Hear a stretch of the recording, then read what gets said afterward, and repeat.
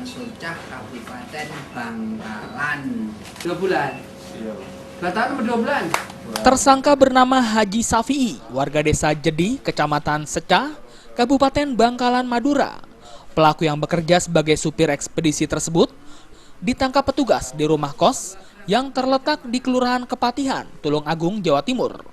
Dari penangkapan tersebut, petugas menyita 0,96 gram sabu-sabu, 1 bong, alat pengisap sabu-sabu, dan 5 buah handphone. Di hadapan petugas, bapak 3 anak ini mengaku sudah lama menjadi pengedar sabu-sabu di Tulung Agung, di mana sasaran penjual barang haram tersebut merupakan teman-teman seprofesinya dan penghuni kos. Dari pengakuan tersangka, barang haram tersebut dia dapatkan dari kampung halamannya di Madura. Dari penjualan sabu tersebut, pelaku mengaku mendapatkan keuntungan antara 400 hingga 500 ribu rupiah sekali transaksi. Bahkan terkadang bisa lebih tergantung banyaknya pesanan. Satu poketnya nih berapa nih? 1 gramnya dijual berapa di sini? Ya 1 gramnya dijual 16,5.